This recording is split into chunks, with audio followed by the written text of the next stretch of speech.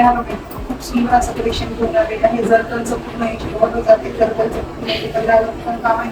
पूर्ण खाली मिळायचं जे प्लेस असते तिथे जरकनचं बॉर्डरचं काम आहे. खूप सुंदर काम आहे.